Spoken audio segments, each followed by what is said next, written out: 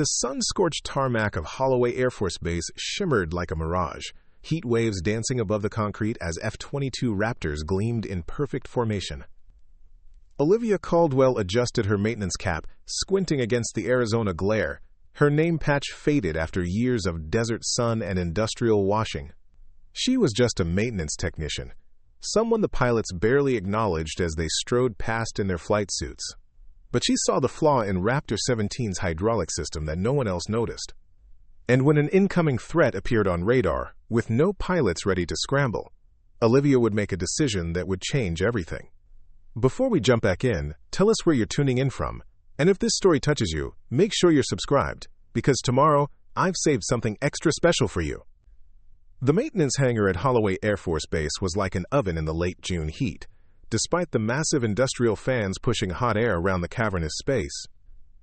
Olivia Caldwell moved methodically along the sleek body of the F-22 Raptor, her trained eyes scanning every inch of the aircraft's surface. After 8 years of maintaining these $150 million machines, she knew them better than most of the pilots who flew them. Hydraulic pressure's still reading high on Raptor 17, she said, glancing at her diagnostic tablet. The readout showed 3,200 psi, 200 above normal operating parameters. Tech Sergeant Donovan barely looked up from his clipboard. It's within acceptable variance. Birds scheduled for patrol at 0600 tomorrow. Olivia frowned, tapping the tablet screen. Sir, I'm seeing micro fluctuations in the primary control circuit. There's a pattern here. Caldwell, Donovan sighed, finally looking at her. His expression carried the familiar mix of condescension and impatience she'd grown accustomed to. You're a maintenance tech, not an aerospace engineer. Log it as a Class 3 observation and move on. Captain Rivera needs this jet operational by morning. She watched him walk away, his dismissal hanging in the air between them. This wasn't the first time her concerns had been brushed aside. At 34, Olivia had spent nearly a decade maintaining the most advanced fighter aircraft in the world. Yet her expertise was routinely dismissed by men with less experience but more authority. She looked back at the Raptor, its sleek, angular profile menacing even at rest. She knew these aircraft intimately. Every panel, every circuit, every idiosyncrasy. What the pilots and commanding officers failed to understand was that Olivia didn't just maintain these machines. She communicated with them in a language of vibrations, sounds, and patterns that couldn't be taught in any technical school. Talking to the birds again, Caldwell? Master Sergeant Elena Ramirez approached, her smile warm despite the teasing. Unlike most of the senior staff, Ramirez had always shown Olivia respect. Something's not right with 17's hydraulics, Olivia said, returning to her tablet. The fluctuation pattern matches what we saw on Raptor 22 before its control surface failure last month. Ramirez frowned, leaning closer to look at the readings. Did you log it? Donovan said it's within variance. But you don't agree. Olivia shook her head. The pattern's too similar. It's subtle, but it's there. Ramirez studied her for a moment. You know, Caldwell, in another life, you could have been flying these things instead of fixing them. Olivia's expression tightened. It was a well-intentioned comment, but it cut deeper than Ramirez knew. In another life, maybe someone would have listened when I pointed out problems before they became emergencies. Back in her small apartment at the edge of base housing, Olivia pulled out a weathered notebook from beneath her bed. Unlike the military's standardized digital logs, this personal record contained 8 years of observations, patterns, and predictions, a chronicle of mechanical warnings that had been dismissed, only to prove accurate weeks or months later. She added a new entry, Raptor 17 hydraulic pressure fluctuations at 3,200 psi. Micro variations in control circuit. Pattern matches Raptor 22 pre-failure signature. Reported to Donovan. Dismissed as within variance. Flipping back through the pages, she traced a finger along entry after entry where her concerns had been initially ignored, only to be validated when something eventually failed. There was Raptor 09's fuel system anomaly that led to an emergency landing 3 weeks after she'd reported it. The strange vibration in Raptor 14's left engine housing that preceded a catastrophic compressor stall during a training exercise. The list went on. Olivia closed the notebook and stared out her window at the distant flight line, where the Raptors sat in perfect silhouette against the setting desert sun. In another timeline, she might have been flying those jets. She'd even started pilot training years ago, her test scores and aptitude assessments among the highest in her class. But a routine medical screening had flagged an anomaly in her depth perception, a finding she'd contested, but one that had ultimately derailed her path to the cockpit. Her phone buzzed with a text from Ramirez. Looked into 17's history. Found something interesting. Talk tomorrow. Olivia felt a small surge of hope. Maybe someone was finally listening. Preparing and narrating this story took us a lot of time, so if you are enjoying it, subscribe to our channel. It means a lot to us. Now back to the story. The next morning arrived with the distinctive sound of jets taking off for dawn patrol. Olivia reported early for her shift, hoping to catch Ramirez before the day's chaos began. She found the master sergeant in the maintenance office, bent over a computer terminal. "You found something?" Olivia asked, closing the door behind her. Ramirez nodded, her expression serious. "I pulled the maintenance history for all the Raptors on base. You've got a good eye, Caldwell. There's a pattern in the hydraulic systems that matches what you flagged." She turned the screen so Olivia could see. 3 birds have shown similar fluctuations in the past 18 months. 2 of them eventually had control surface issues during flight. And the third? Grounded for a different reason before it could develop the same problem. But here's the interesting part. The maintenance logs show your initial reports on all 3 aircraft. Reports that were dismissed. Olivia's jaw tightened. "So I was right." "You were right," Ramirez confirmed. "And I think you're right about Raptor 17 too. I've put in a request for a full hydraulic system inspection before it flies today." For a moment, Olivia felt vindicated. Then the reality set in. Donovan won't approve it. He already cleared the jet for patrol. "I didn't go through Donovan," Ramirez said with a slight smile. "I took it to Major Hayes in engineering. He's reviewing the data now." "Thank you," Olivia said, genuinely moved by the support. "Don't thank me yet. The Major's thorough, but he's also under pressure to keep our birds in the air." With tensions rising along the northern border, every operational aircraft counts. Olivia knew what she meant. For the past several weeks, there had been increasing reports of unidentified aircraft testing response times along the air defense identification zone. The base had been maintaining heightened alert status, with pilots ready to scramble at a moment's notice. Later that morning, Olivia was running diagnostics on another Raptor when Major Hayes approached, his expression unreadable. "Caldwell," he said, nodding curtly. "Master Sergeant Ramirez brought your concerns to my attention." Olivia straightened. "Yes, sir. I believe Raptor 17 has a developing issue in its hydraulic control system that could compromise flight safety." Hayes studied her for a moment. "I reviewed your data. The pattern is concerning.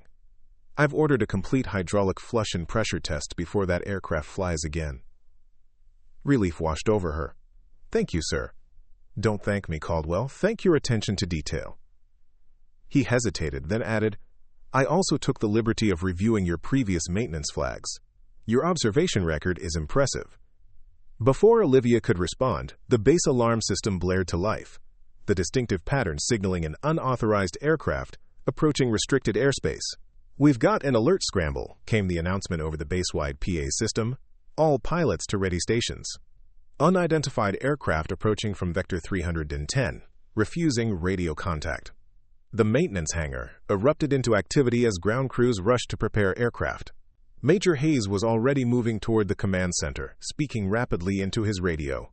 Olivia watched as pilots sprinted toward their assigned jets, zipping flight suits and securing helmets as they ran. But something wasn't right. Raptor 17 was being rolled out onto the tarmac, the very aircraft she'd flagged with hydraulic issues. "That bird shouldn't be flying," she said, grabbing the arm of a passing crew chief. "Captain Rivera's orders," the young airman replied, pulling away. "We need every available aircraft. They're scrambling the entire ready flight." Olivia rushed toward Raptor 17, where ground crew were preparing it for immediate takeoff. Captain Michael Rivera, one of the squadron's most experienced pilots, was already climbing the ladder to the cockpit. "Captain!" she called out. breaking into a run. "Sir, that aircraft has potential hydraulic issues. It hasn't been cleared after inspection." Rivera paused, looking down at her with barely concealed irritation. "Who are you?" "Olivia Caldwell, sir. Maintenance technician. I documented abnormal pressure fluctuations in the primary control circuit. Major Hayes ordered a full inspection before this bird flies again." Rivera glanced toward the sky, where the alert sirens continued to wail. "We've got an incursion situation, technician. I don't have time for phantom maintenance flags." He continued up the ladder. "Sir, please," Olivia persisted. "The pattern matches previous failures. If the hydraulics go while you're engaging an unknown contact, your concern is noted," Rivera cut her off. "Now stand clear of the aircraft." Olivia stood helplessly as Rivera settled into the cockpit and the canopy lowered. Around her, other Raptors were already powering up, their engines screaming to life in a coordinated symphony of military power.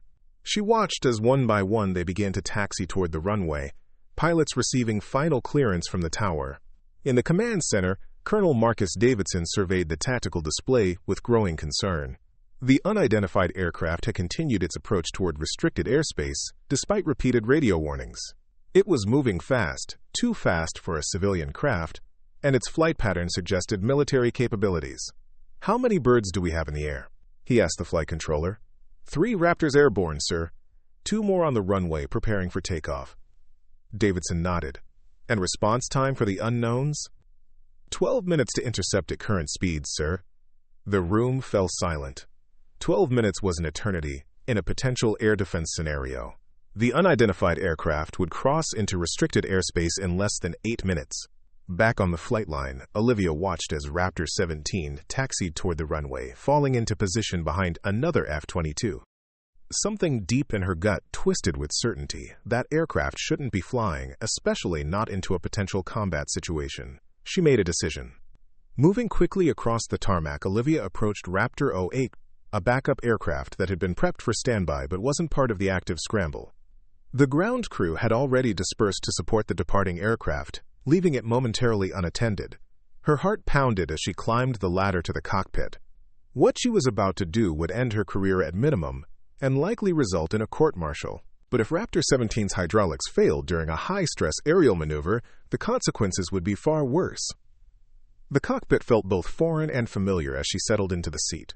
Though she'd never flown an F-22 in combat, Olivia had logged hundreds of hours in simulators during her abbreviated pilot training. Her fingers moved across the startup sequence with muscle memory she didn't realize she still possessed. "Tower, this is Raptor 08, she said into the radio, deepening her voice slightly and adopting the clipped professional tone of the pilots, "requesting emergency clearance for intercept support." There was a moment of confused silence from the tower. "Raptor 08, you're not on the active roster. Identify pilot." Olivia hesitated for a split second. "Lieutenant Wilson," she said, naming one of the female pilots from another squadron. "Last-minute addition to the intercept team. Stand by for verification, Raptor 08. She didn't stand by. Instead, Olivia initiated the engine start sequence, watching as the displays came to life around her. The Raptor responded beautifully, its twin Pratt and Whitney engines spinning up with a familiar whine. "Raptor 08, you are not cleared for takeoff." "Repeat, you are not cleared." "Shut down immediately." Olivia switched her radio to the tactical frequency the intercept team would be using and began to taxi toward the runway without further communication with the tower. Alarms would be sounding in the command center now. Security forces would be scrambling to stop her. But they wouldn't be fast enough. She pushed the throttle forward, feeling the enormous power of the F-22 surge beneath her as the aircraft accelerated down the runway. In seconds, she was airborne, banking hard toward the northwest and the approaching unknown contact. In the command center, chaos erupted as controllers realized what was happening.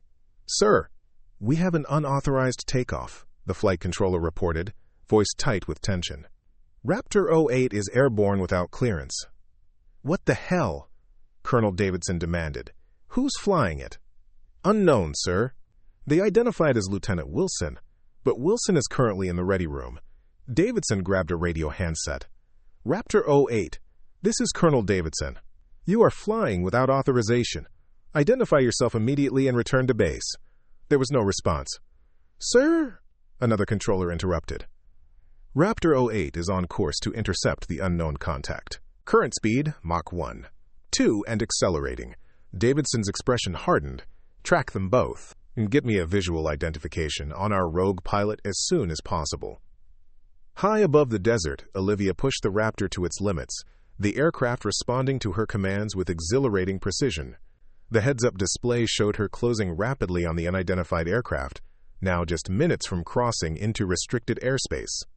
"Raptor team, this is Raptor 08, she transmitted on the tactical frequency. "I'm approaching from vector 220, altitude 28,000 feet. I have visual on the bogey." Captain Rivera's voice crackled through her headset, tight with anger. "Raptor 08, you are not authorized for this intercept. Identify yourself and return to base immediately." "Negative, Raptor lead," Olivia replied. "I'm in optimal position for first contact. Be advised, your aircraft is showing hydraulic pressure fluctuations that may compromise maneuverability in an engagement scenario." There was a stunned pause. "Caldwell? Is that you?" She didn't respond, instead focusing on the approaching aircraft now visible against the clear blue sky. It was sleek and unfamiliar, not a design she recognized from any Allied Air Force. As she drew closer, she could see no national markings or identification numbers. The unidentified aircraft made no attempt to change course as she approached, continuing its direct path toward restricted airspace. Following intercept protocol from her training, Olivia positioned the Raptor in the intruder's flight path, making her presence impossible to ignore without being overtly aggressive. For several tense seconds, the unknown aircraft maintained its course. Then, just as abruptly as it had appeared, it banked sharply away, turning back toward international airspace. "Bogey is altering course," she reported, maintaining her position. "Returning to heading 130, moving away from restricted airspace." "All units, confirm," Rivera's voice came through, sounding strained. "I've got a situation here. Controls are becoming unresponsive." Olivia's stomach dropped. "Raptor 17, what's your status?" "Hydraulic pressure dropping rapidly," Rivera replied, professionalism not quite masking the tension in his voice. "Right aileron sluggish, pitch control degrading." Attempting to compensate. It was exactly what she'd feared. The hydraulic issue was manifesting during the high-stress maneuvers of the intercept, putting both the aircraft and pilot at risk. "Raptor 17, this is Raptor 08.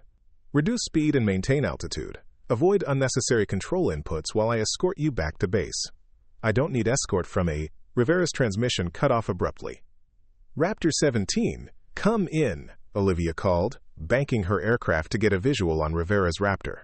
When she spotted it, her blood ran cold. The F-22 was listing to one side, its flight path becoming increasingly erratic. "All units, this is Raptor 08. Raptor 17 is experiencing critical flight control issues. I'm moving to support position." Olivia guided her aircraft alongside Rivera's struggling Raptor, close enough to visually assess the damage. Hydraulic fluid was visibly streaming from the right side of the aircraft, confirming her worst fears. "Raptor 17, your primary hydraulic system has failed," she transmitted. "You need to switch to backup systems and prepare for potential ejection." "Working on it." Rivera's voice was tight, professional despite the dire situation. "Backup systems engaging, but response is minimal. Attempt to return to base?" "Negative," Olivia replied immediately. "Current control degradation makes safe landing unlikely. Recommend controlled ejection over the eastern practice range. Terrain is suitable, and rescue assets can reach you quickly." There was a pause, and Olivia knew Rivera was weighing his options, the pilot's natural instinct to save the aircraft battling against the reality of the situation. "Acknowledged, Raptor 08, he finally responded. "Moving to ejection coordinates now." Olivia maintained her position alongside the damaged aircraft, guiding Rivera toward the designated area. She watched as the Raptor's movements became increasingly erratic, the pilot fighting for control with each passing second. "You're over the safe zone now, Raptor 17, she transmitted. "Conditions optimal for ejection." "Roger that," Rivera replied. And Caldwell. Good call on the hydraulics. Moments later, the Raptor's canopy separated and the ejection seat fired, propelling Rivera clear of the failing aircraft.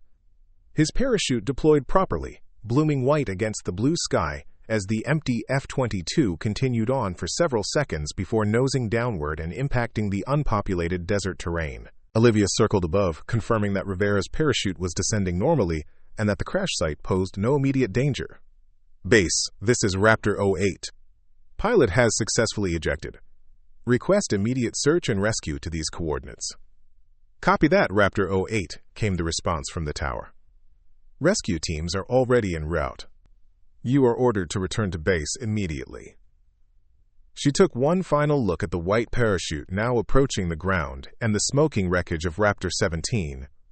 The unknown aircraft that had triggered the entire sequence was long gone, having retreated well beyond radar range. Returning to base, she acknowledged, banking the F-22 toward Holloway. As she approached the runway, Olivia knew exactly what awaited her, the enormity of what she'd done. Stealing an F-22 Raptor, conducting an unauthorized intercept, directly disobeying orders, would have severe consequences. At minimum, her military career was over. At worst, she was facing years in a military prison. Yet as she guided the Raptor through a textbook landing and taxied to the designated area where security forces were already waiting, Olivia felt an unexpected sense of calm. For the first time in years, she had followed her instincts without hesitation or doubt. She had prevented what could have been a fatal aircraft failure. She had protected another pilot, even if he had dismissed her warnings. As she powered down the aircraft and opened the canopy, Olivia saw Colonel Davidson standing on the tarmac, his expression unreadable. Security forces surrounded the aircraft, weapons at the ready. Master Sergeant Ramirez stood slightly behind the colonel, her face a mix of shock and something that looked almost like respect. Olivia removed her helmet and climbed down from the cockpit with slow, deliberate movements. As her boots touched the tarmac, two security officers moved forward to flank her.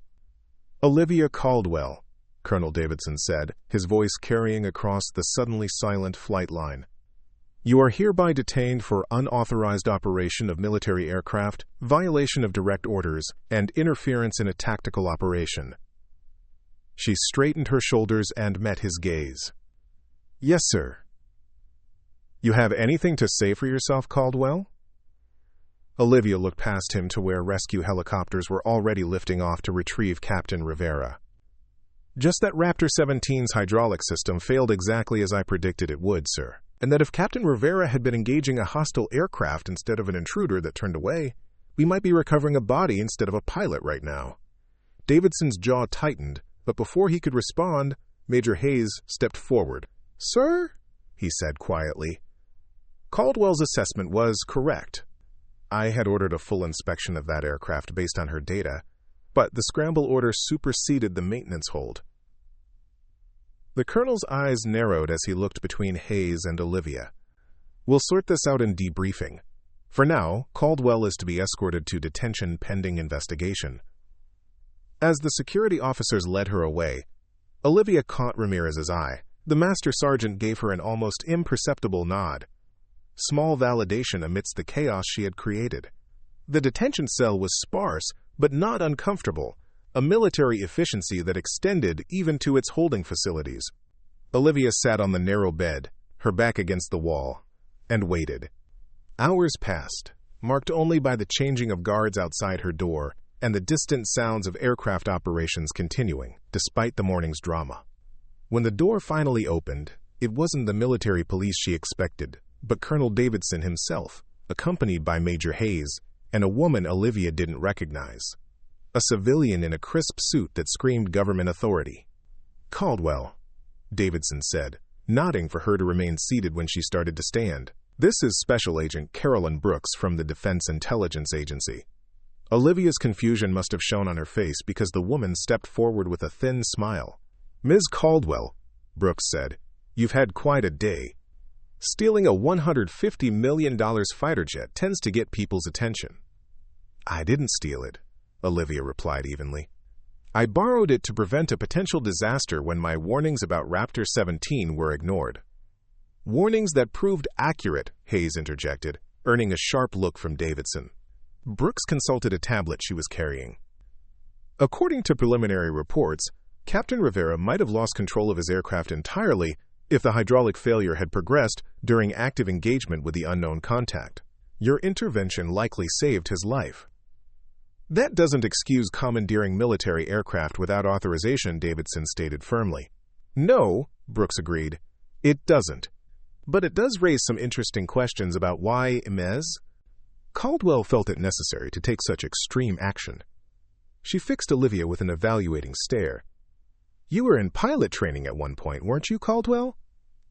Yes, ma'am. 8 years ago. Until a medical disqualification for depth perception issues. Brooks swiped through her tablet.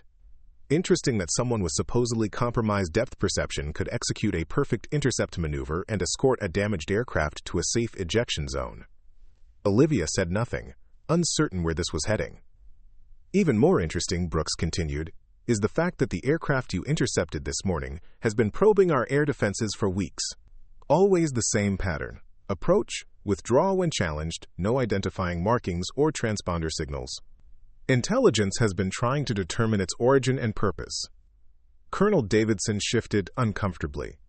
That information is classified, Agent Brooks. And now it's relevant, she replied without looking at him.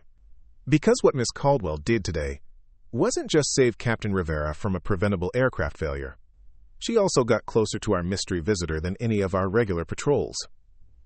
Olivia frowned. I don't understand. The intercept was standard procedure. But your approach wasn't, Brooks said.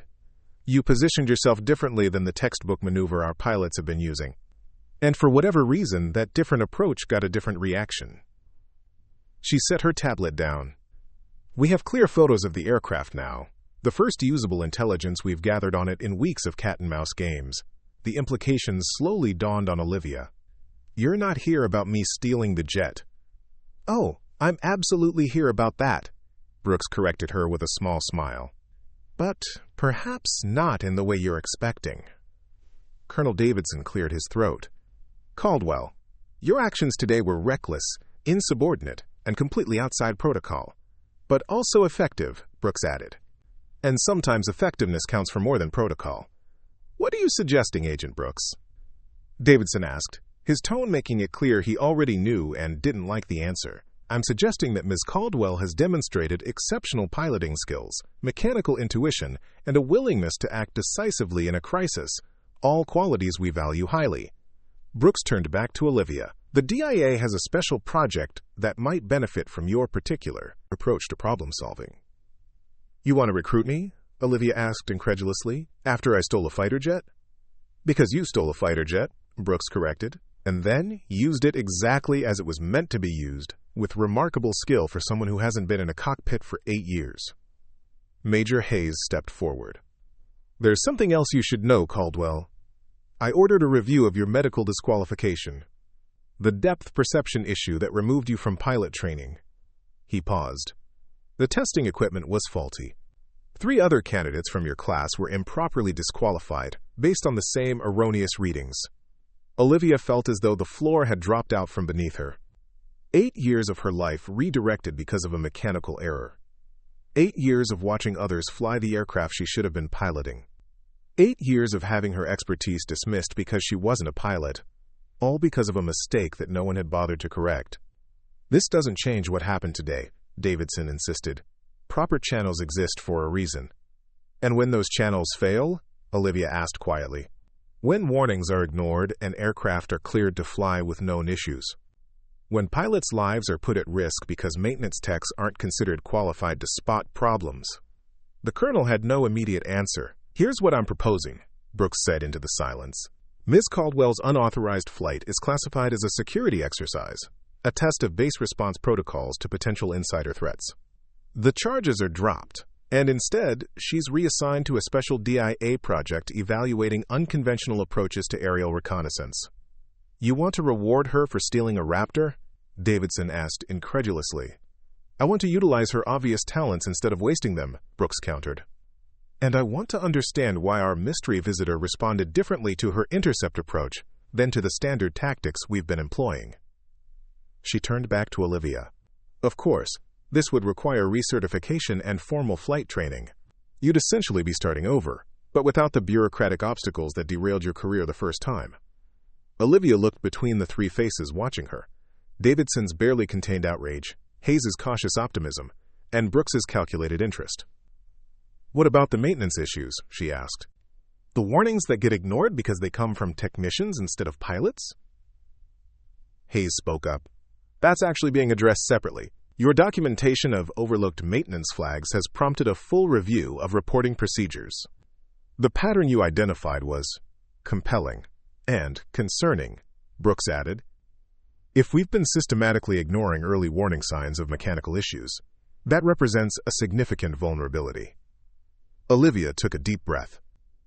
So you're offering me a second chance at being a pilot in exchange for my silence about systemic problems in maintenance reporting?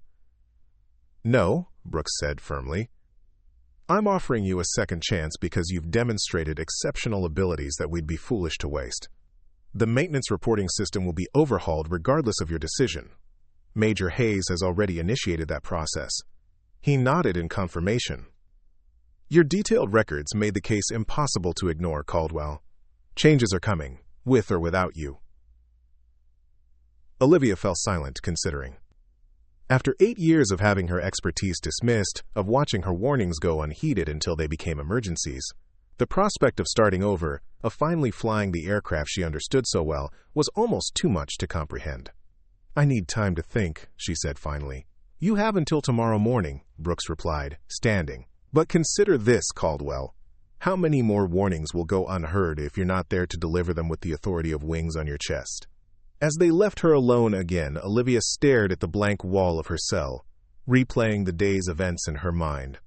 She thought about the moment she'd decided to climb into that cockpit, not out of ambition or rebellion, but out of absolute certainty that it was necessary to prevent disaster. She thought about the feeling of the Raptor responding to her commands, the exhilaration of flight after years of watching from the ground. She thought about Captain Rivera's grudging acknowledgement just before he ejected. Good call on the hydraulics. Validation after years of dismissal. Outside her window, she could hear the familiar sounds of the flight line. Aircraft taxiing, maintenance crews calling to each other, the distant roar of afterburners as jets took off into the endless blue Arizona sky. Somewhere in that symphony of military power was her future, whatever she decided it would be. That night, alone in her cell, Olivia made her decision. The path forward wasn't just about reclaiming the pilot career that had been wrongfully taken from her. It was about creating a new system where expertise was valued regardless of rank or position, where the mechanic who noticed a subtle vibration was taken as seriously as the officer who reported it.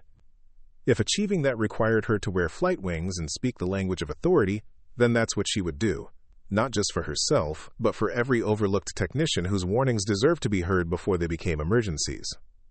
Tomorrow, she would tell Agent Brooks, yes.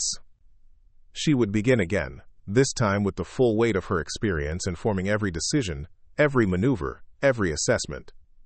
She would become the kind of pilot who listened to maintenance technicians, who understood that sometimes the most important insights came from the people closest to the machines. As she drifted towards sleep, Olivia thought about the unknown aircraft she had intercepted, how it had turned away when she approached differently than the textbook maneuvers. Sometimes, it took an unconventional perspective to solve problems that standard procedures couldn't address. Tomorrow would bring a new beginning. Tonight, for the first time in years, Olivia Caldwell slept soundly, certain in the knowledge that she had done the right thing, regardless of rules or protocols or chains of command. In a crisis, she had trusted her judgment and her skills, and both had proven worthy of that trust. The desert stars wheeled overhead, indifferent to the human dramas playing out beneath them. But somewhere in that vast night sky, perhaps another unusual aircraft was probing another boundary, testing another response. And when it came, Olivia would be ready. Not as a maintenance technician whose warnings went unheeded, but as a pilot whose judgment was backed by the dual authority of wings on her chest and grease under her fingernails. In the end, that unique perspective might prove to be her greatest strength, and exactly what the Air Force needed, whether they knew it yet or not. The morning light filtered through the small window of Olivia's detention cell, revealing a casting a golden rectangle across the floor. She had barely slept, her mind racing with the implications of Brooks' offer and the revelation about her medical disqualification. 8 years of her life redirected by a faulty machine and bureaucratic indifference. Yet somehow that injustice had led her here, to this moment of unexpected opportunity. The cell door opened, and Agent Brooks entered alone, her expression neutral but expectant. "Good morning, Miss Caldwell. Have you reached a decision?" Olivia stood, squaring her shoulders. "I have. I accept your offer, but I have conditions." A hint of a smile played at the corner of Brooks' mouth. "I expected nothing less." "Let's hear them." "First, I want a formal review of maintenance reporting procedures across all bases, not just Holloway. If this is happening here, it's happening elsewhere." Brooks nodded. "Already in progress. Major Hayes initiated it yesterday. Second, I want to be involved in the development of new protocols, ones that don't dismiss concerns based on rank or position." "That can be arranged," Brooks replied. "Anything else?" Olivia took a deep breath. "I want to know what I'm really getting into. This special project you mentioned, what exactly does it involve?" Brooks gestured to the door. "Walk with me." They left the detention facility and crossed the base to a nondescript building Olivia had passed hundreds of times without giving it a second thought. Inside, after passing through 3 separate security checkpoints, Brooks led her into a dimly lit room dominated by high-resolution displays. "Welcome to Project Raven," Brooks said, activating the main screen with a key card. "For the past 18 months, we've been tracking a series of unidentified aircraft incursions along our northern and western borders." The screen filled with radar tracks, satellite images, and blurry photographs, all showing glimpses of the same sleek, unfamiliar aircraft Olivia had intercepted. "These craft don't match any known military or civilian design," Brooks continued. "They appear, probe our defenses, and disappear before we can identify them. They don't respond to radio calls, don't broadcast transponder codes, and somehow manage to evade our most sophisticated tracking systems." Olivia studied the images, professional curiosity overriding her lingering resentment. "They're testing our response patterns, learning our protocols." "Exactly. But yesterday, something changed." Brooks tapped a command, and new footage appeared, crystal-clear images of the aircraft Olivia had intercepted. "Your unorthodox approach yielded the first clear intelligence we've gathered. Something about the way you positioned your aircraft triggered a different response." Olivia frowned. "I didn't follow standard intercept protocol because I've never been trained in it. I approached based on what made sense from a mechanical perspective, minimizing stress on my aircraft's control surfaces while maintaining a clear flight path." "And that's precisely why we want you," Brooks said. "Everyone else we've sent up has been following textbook procedures that these visitors seem to anticipate. You brought something different to the equation." Olivia turned from the screen to face Brooks directly. "So what exactly are you proposing? That I become some kind of test pilot for unconventional intercept approaches?" "Initially, yes. You'll undergo accelerated flight training to regain your certification, then join a small team developing new tactics for these encounters." Brooks paused. "But there's more. We believe these aircraft may be utilizing revolutionary propulsion and stealth technologies. Your mechanical intuition could be invaluable in helping us understand how they operate." The implications were staggering. This wasn't just about reclaiming her aborted pilot career. It was about potentially changing the future of aviation itself. "When do we start?" Olivia asked. "Now," Brooks replied. "Your personal items have already been collected from your quarters. We leave for Edwards Air Force Base in 30 minutes. As they walked toward the waiting transport, Olivia caught sight of a familiar figure, Master Sergeant Ramirez, standing near the maintenance hangar. Without asking permission, Olivia detoured toward her. "They're taking you away, aren't they?" Ramirez asked as Olivia approached. "Special assignment," Olivia confirmed. "I can't say more than that." Ramirez nodded in understanding. "You did good yesterday, Caldwell. Crazy as hell, but good." She extended her hand. "Most of us in maintenance, We're cheering for you, you know. Even if we couldn't say it out loud. Olivia took the offered hand, surprised by the gesture. Thank you for believing me. About Raptor 17 and everything else. Changes are already happening, Ramirez said quietly. Major Hayes called an all-hands meeting this morning. New maintenance reporting protocols are being implemented immediately. No more dismissing observations because they come from the wrong personnel. Pride surged through Olivia, not just for herself, but for all the maintenance techs whose expertise would finally be properly valued. Take care of the birds, Sergeant. Always do. Ramirez stepped back and offered a crisp salute. Good hunting, Caldwell, wherever they're sending you. The transport flight to Edwards was brief but transformative. With each mile that passed beneath them, Olivia felt herself shedding the identity of the overlooked maintenance technician and embracing the possibility of who she might become. By the time they touched down at the sprawling test facility in the California desert, she had mentally committed to whatever challenges lay ahead. Edwards Air Force Base operated on a different level than Holloway. As the epicenter of America's most advanced aircraft testing, it had a distinctive energy, a sense that the future was being crafted in its hangars and on its runways. Brooks led Olivia through a maze of security checkpoints to an isolated cluster of buildings at the far edge of the massive base. Welcome to Detachment 27, Brooks said as they approached. Officially, it doesn't exist. Unofficially, it's where the Air Force and various intelligence agencies collaborate on special projects that fall outside normal operational parameters. Like chasing mystery aircraft that don't follow the rules, Olivia observed. Exactly like that. Brooks smiled. You'll fit right in. Inside the main building, they were met by a tall, lean man with salt and pepper hair and the bearing of someone accustomed to command. The name tag on his flight suit read, Collins. Colonel James Collins, Brooks introduced him. Commander of Detachment 27, and your new boss, assuming you pass qualification. Collins sized Olivia up with a penetrating gaze. So you're the maintenance tech who stole an F-22 and outmaneuvered our mystery visitors. Impressive resume, if somewhat unorthodox. Thank you, sir, Olivia replied, meeting his gaze steadily. Though I prefer borrowed to stole. I did bring it back in one piece. A flicker of amusement crossed Collins' face. That you did. More than can be said for the aircraft you were warning about. He gestured for them to follow him down a corridor. Agent Brooks has briefed me on your background, including the unjust termination of your pilot training. We're going to fix that oversight, but be prepared. This won't be a standard requalification. How so, sir? Olivia asked. Because we don't have time for standard, Collins replied bluntly.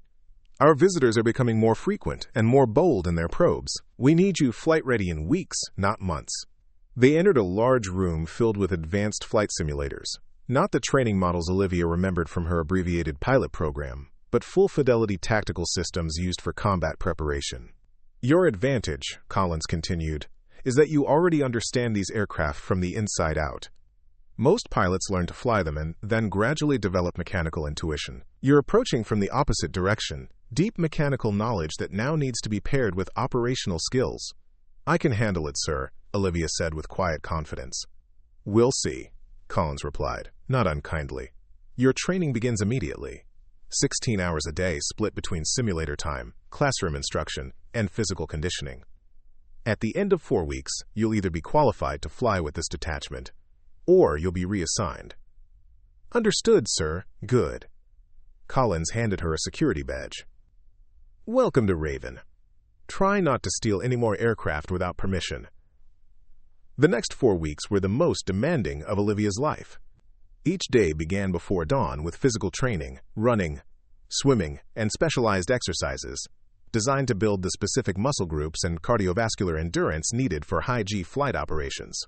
Mornings were spent in classrooms, absorbing tactical doctrine, formation protocols, and the classified details of various aircraft systems she hadn't been privy to as a maintenance technician. Afternoons and evenings were dedicated to simulator time. Here, Olivia's mechanical knowledge proved both blessing and curse. She understood intuitively how the aircraft would respond to various inputs, but had to unlearn her technician's cautious approach to the machines.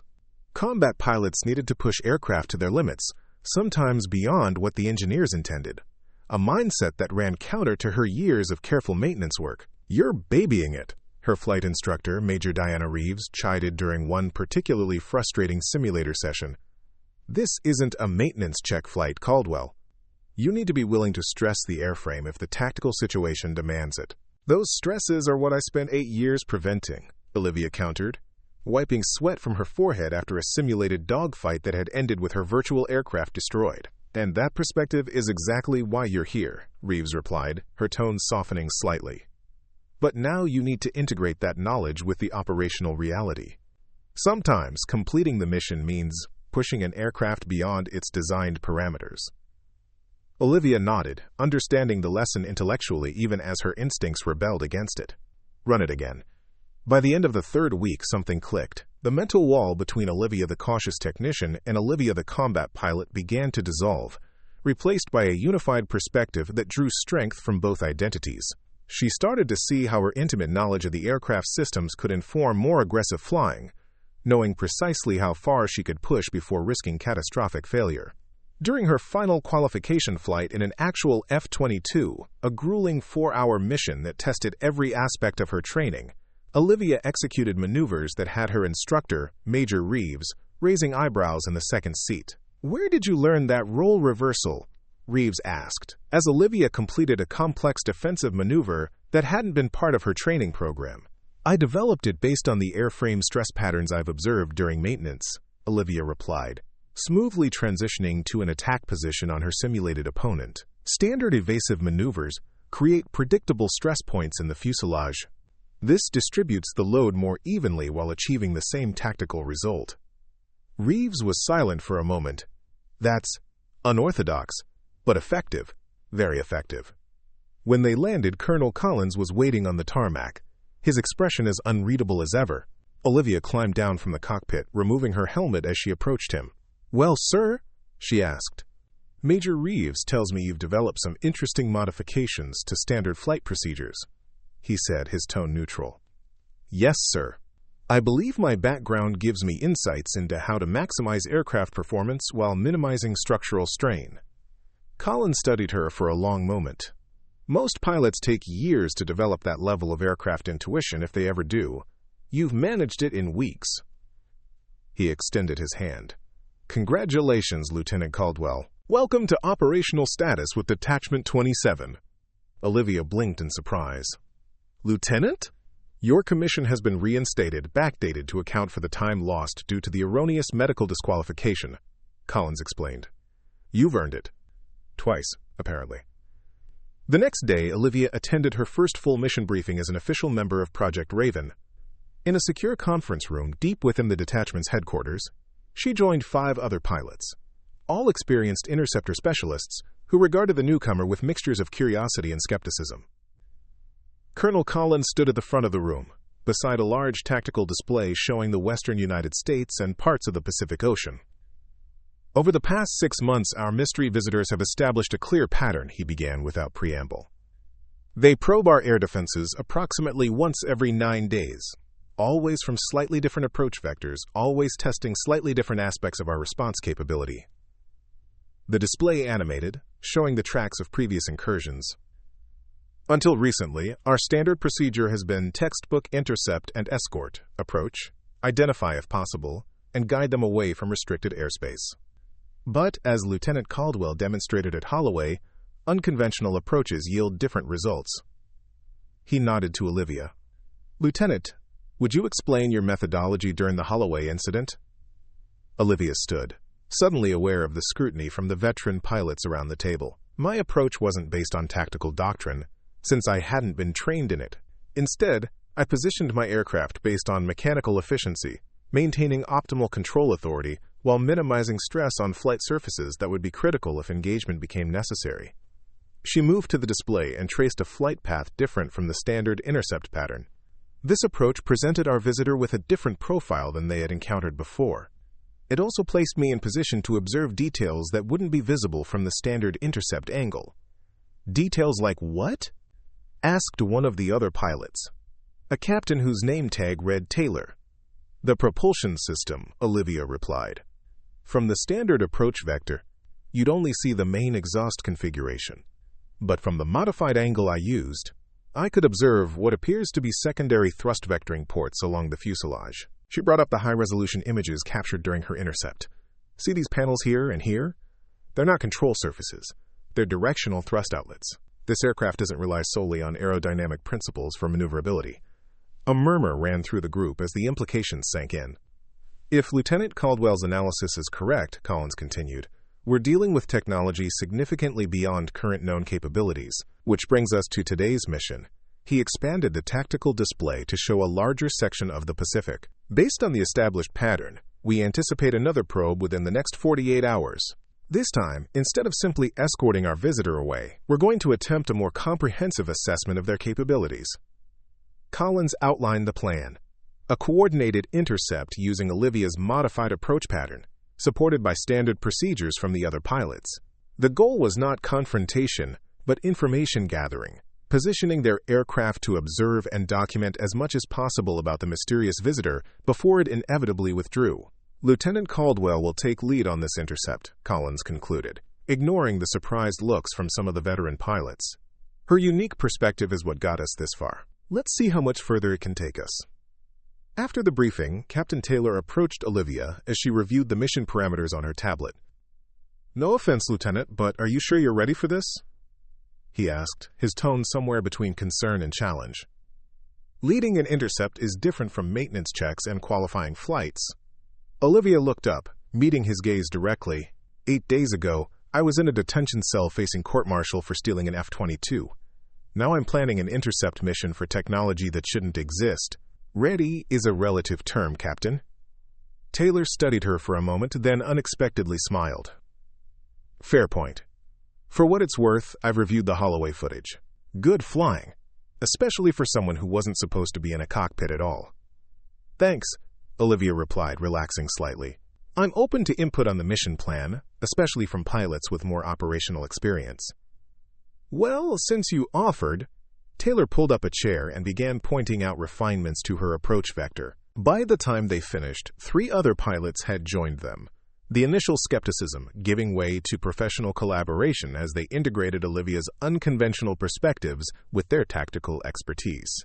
The alert came 36 hours later. Olivia was in the simulator running through final rehearsals of the intercept pattern when the klaxon sounded throughout the facility. "Raven elements, scramble, scramble, scramble," came the announcement over the PA system. "Unknown contact approaching from vector 280, altitude 35,000, speed Mach 1. 2. Olivia was already moving, racing toward the ready room where her flight gear waited. Within minutes, she and 5 other pilots were sprinting toward their aircraft, specially modified F-22s equipped with enhanced sensor packages designed to gather as much information as possible during the brief encounters. As she climbed into her cockpit, Olivia felt a moment of déjà vu, the same rush of adrenaline she'd experienced at Holloway, but now channeled through proper authority and purpose. This time, she wasn't stealing an aircraft, she was commanding a mission. "Raven led, systems check complete," she reported as her F-22's engine spooled up. "Ready for takeoff." "Raven led, you are cleared for immediate takeoff," the tower responded. "Good hunting." The 6 Raptors lifted off in rapid succession, climbing sharply into the clear desert sky and forming up in the specialized formation they had practiced. Unlike standard military formations designed for mutual protection, this configuration was optimized for observation, positioning each aircraft to capture different angles of their elusive quarry. "Raven flight, this is lead," Olivia transmitted once they reached cruise altitude. "Our visitor is approaching from the west at 35,000 feet.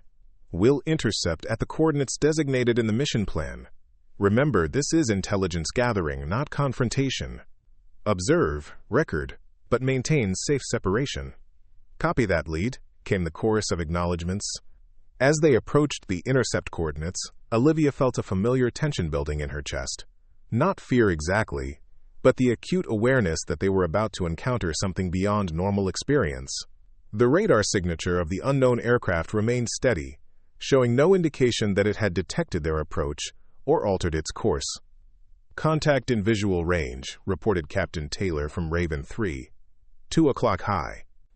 Olivia banked slightly, bringing her aircraft into the modified intercept position she had developed. The unknown craft came into view, sleek, angular, with the same distinctive profile she had encountered at Holloway. But from this new angle, she could see details that hadn't been visible before. "All Ravens, execute observation pattern Alpha," she ordered, guiding her F-22 into a precise position relative to the unknown craft. "Sensors active, recording all frequencies." The formation shifted around her, each aircraft moving to its designated position in a choreographed dance of aerial precision. For several minutes they maintained this pattern, their sophisticated sensors capturing every detectable aspect of the mysterious visitor as it continued its straight-line course toward restricted airspace. "Raven Lead, this is 6, came a transmission from Lieutenant Rodriguez flying the rearmost position. "I'm picking up unusual energy readings from the target. Nothing I've seen before." "Specified?"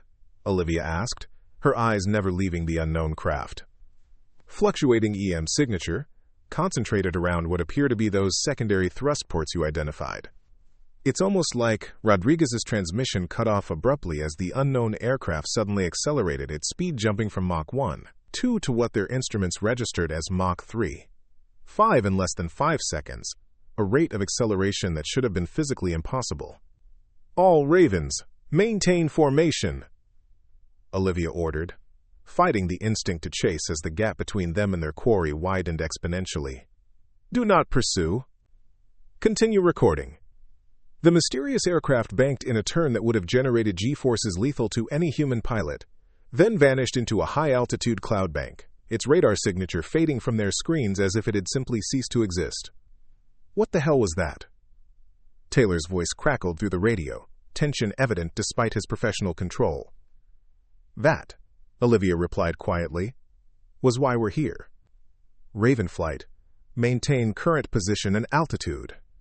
Full sensor sweep of the area where our visitor disappeared. For the next 30 minutes, they methodically scanned the airspace where the unknown craft had vanished, gathering atmospheric samples and recording any lingering energy signatures. When they finally returned to Edwards, the detachment's scientific team was waiting with barely contained excitement. "The data you collected is extraordinary," Dr. Sarah Chin, the project's lead scientist, told Olivia as they reviewed the preliminary findings. "The energy signatures, the propulsion characteristics, the material composition, it's like nothing in our current technological paradigm. Human?"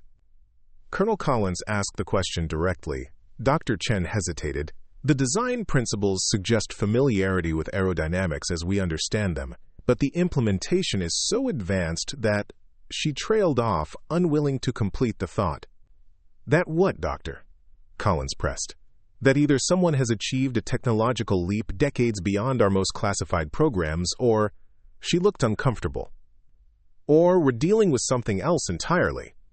The implications hung in the air, unspoken but understood by everyone in the room.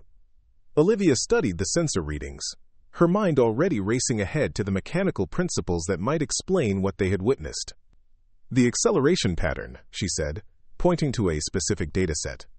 "It's not random. There's a sequence to the thrust modulation, almost like it's compensating for the structural limitations of the airframe." Dr. Chen looked at her with newfound interest. "You're right. It's not just raw power, it's intelligently applied force, distributed across the fuselage in a way that prevents material failure under extreme stress. Which is exactly what I would design if I were building an aircraft meant to perform beyond conventional physical limitations," Olivia concluded. "These aren't arbitrary design choices, they're solutions to specific engineering problems." Colonel Collins watched this exchange with calculating eyes. "So our visitors are problem solvers. Just like us." "Yes, sir," Olivia agreed. "And understanding how they've solved these problems could be the key to determining who or what we're dealing with." As the debriefing continued late into the night, Olivia felt a growing sense of purpose, unlike anything she'd experienced before. Her journey from overlooked maintenance technician to intercept mission commander had been improbable and chaotic, but it had led her exactly where she needed to be. The mystery of the unknown aircraft was far from solved, but for the first time they had gathered substantial data that might eventually provide answers. And they had done so using the unconventional approach that only someone with Olivia's unique background could have developed. "Good work today, Lieutenant," Collins told her as the meeting finally broke up in the early hours of the morning. "Your perspective proved valuable, just as Agent Brooks predicted it would." "Thank you, sir," Olivia replied. "Though I think we've only scratched the surface of what we're dealing with." Collins nodded, his expression thoughtful. "That's probably true. But you've given us something we didn't have before. A way forward." He paused. Sometimes the most important breakthroughs come from people who approach problems from unexpected angles. People who don't follow the established playbook because they wrote their own. As Olivia walked back to her quarters under a sky brilliant with desert stars, she reflected on the twisting path that had brought her here. The unjust disqualification from pilot training, the years of having her expertise dismissed, the desperate decision to steal an aircraft when all other options had failed, all of it had shaped her into someone uniquely qualified for this moment.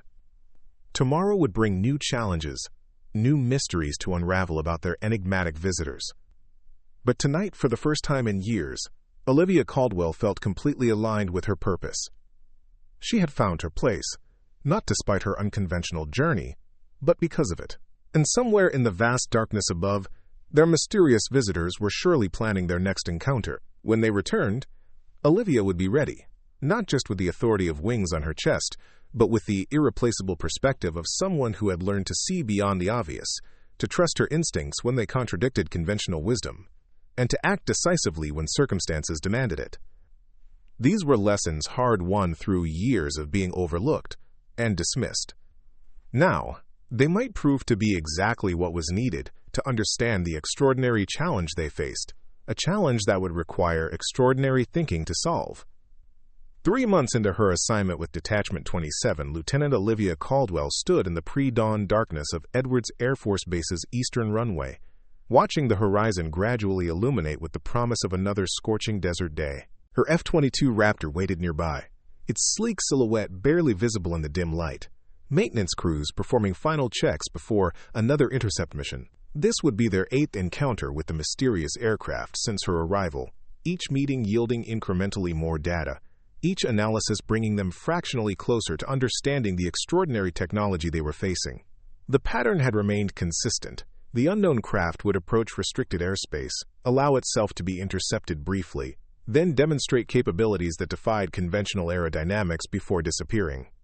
"Beautiful morning for a chase," Captain Taylor said, approaching with 2 steaming cups of coffee. He handed one to Olivia, the gesture a small but significant indicator of how much had changed. What had begun as skepticism from the veteran pilots had evolved into genuine respect, as Olivia's unconventional tactics proved repeatedly successful. "If they show up," she replied, accepting the coffee gratefully. "The pattern's been shifting. Longer intervals between appearances." Taylor nodded, looking toward the lightening sky. "They're learning, just like we are." That was the unsettling truth that had emerged over the past months. Whatever, or whoever controlled these craft was demonstrating adaptive intelligence, modifying their behavior in response to Detachment 27's evolving intercept strategies. It had become a complex dance of measure and countermeasure, with each side probing the other's capabilities and responses. "Lieutenant Caldwell." The voice came from behind them, Colonel Collins approaching with Dr. Chen, both looking like they hadn't slept. "We need to talk before today's mission." The gravity in Collins' tone immediately put Olivia on alert. "Sir?" "Dr. Chen has completed her analysis of the energy signatures from our last 3 encounters," Collins said. "The findings are significant." Chen handed Olivia a tablet displaying complex waveform patterns. "We've been focusing on the propulsion system, trying to understand how they achieve such extraordinary acceleration without tearing the aircraft apart," she explained. "But I think we've been asking the wrong question." Olivia studied the data, her brow furrowing. "These patterns, they're not consistent with any known propulsion technology." "No," Chen agreed, "because I don't think we're looking at propulsion in the conventional sense. I think we're seeing evidence of localized gravitational manipulation." The implications hit Olivia like a physical force. They're not pushing against the air, they're warping the space around them. Exactly, Chen confirmed, a hint of excitement breaking through her professional demeanor. It would explain the impossible acceleration, the ability to make turns that would kill any human pilot, the way they seem to disappear from our sensors. If you're right, Taylor interjected, we're not just dealing with advanced aircraft. We're dealing with something that fundamentally changes our understanding of physics. Collins' expression remained carefully neutral. Which brings us to today's mission. Washington has taken note of our findings. They've authorized a more proactive approach. He handed Olivia a sealed mission folder. You'll be leading a modified intercept. Instead of passive observation, you're authorized to initiate a designated communication protocol if the opportunity arises. Olivia opened the folder, scanning the contents quickly. First contact protocols? Sir, are we operating under the assumption that these are not human aircraft? We're operating under the assumption that standard diplomatic channels have failed to identify any nation claiming responsibility for these craft. Collins replied carefully. Beyond that, we're keeping all possibilities open. The implications were staggering. After months of chase and observation, they were being authorized to attempt communication, a tacit acknowledgement that these might indeed be something beyond conventional explanation. The mission parameters are clear, Collins continued. Primary objective remains intelligence gathering. Communication protocols are to be initiated only if you determine conditions are appropriate and safe to do so. Understood, sir, Olivia replied, her mind already racing through the tactical implications. One more thing, Lieutenant, Collins added, his voice softening slightly. Trust your instincts out there. They've gotten us this far. An hour later, Olivia led a formation of 4 F-22s into the crisp morning sky. Today's predicted intercept was farther out than usual, nearly 200 miles off the California coast in international airspace. If their analysis was correct, the mystery aircraft would approach from the northwest, following the now familiar pattern of probing increasingly distant sections of the Air Defense Identification Zone. Raven flight, maintain heading 275, altitude 30,000, she transmitted as they settled into their cruise formation. AWACS reports potential contact in approximately 20 minutes. Copy that, lead, came the acknowledgments from her wingmen. As they flew westward over the vast Pacific, Olivia reflected on the extraordinary journey that had brought her here. 6 months ago, she had been an overlooked maintenance technician, her warnings dismissed, her potential unrealized. Now she was leading a mission that might potentially make history, all because she had trusted her judgment enough to take action when no one else would. Raven led. This is AWACS Sentinel, the radio crackled.